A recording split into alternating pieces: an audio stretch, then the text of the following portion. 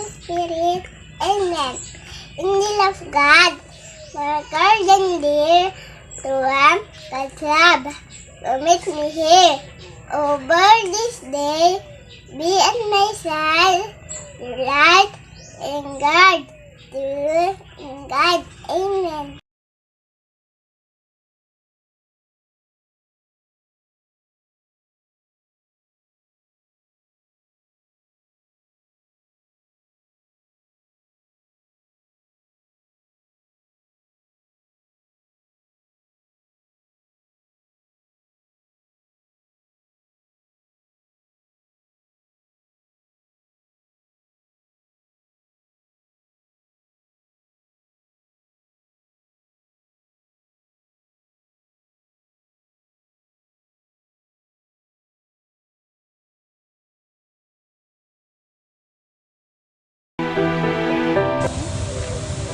Magandang araw po sa inyong lahat.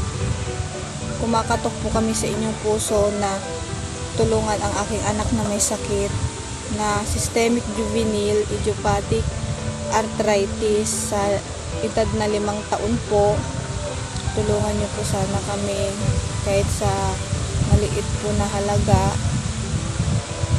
para lang po makabili kami ng gamot ng anak ko. Nahinto po kasi ang gamutan niya kasi wala po kaming pera na pangpagamot sa kanya kasi malaking halaga po ang gagastusin. Wala pong trabaho ang asawa ko, pa extra lang po. Sana matulungan niyo po ang anak ko kasi nahihirapan po siya. Hindi po makalakad, malalaki po ang bukol sa mga joints niya, hindi niya po maunat ang kamay niya, at hindi po niya may liko-liko ang ulo niya.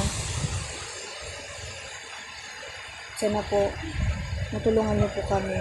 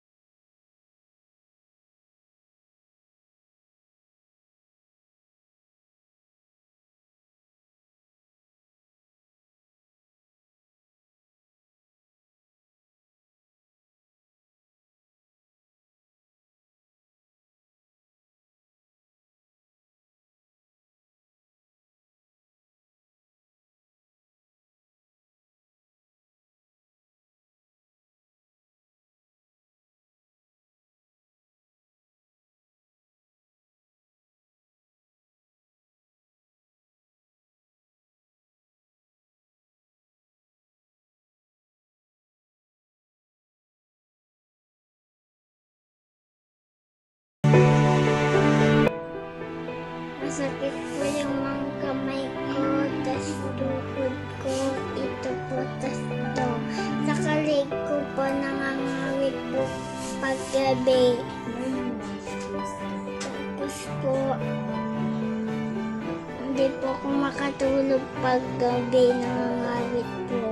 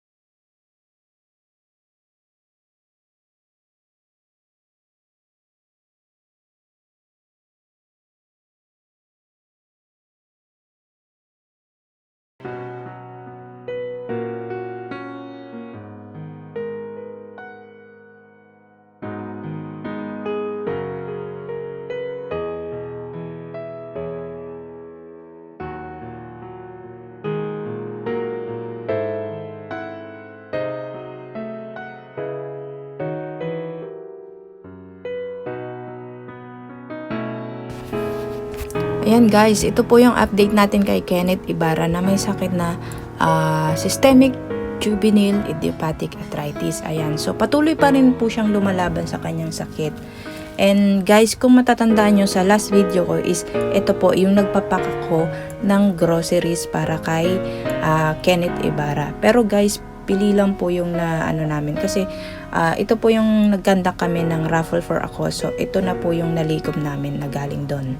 So, ayan guys, sa mga nais pong tumulong, ayan, pwede po kayong mag-abot tulong kahit groceries po, mga cookies, biscuit, at saka cereal, yan po yung mga pwedeng kainin ni Kenneth Ibarra. At kumakain din po siya ng kanin pa konti-konti po, ayan.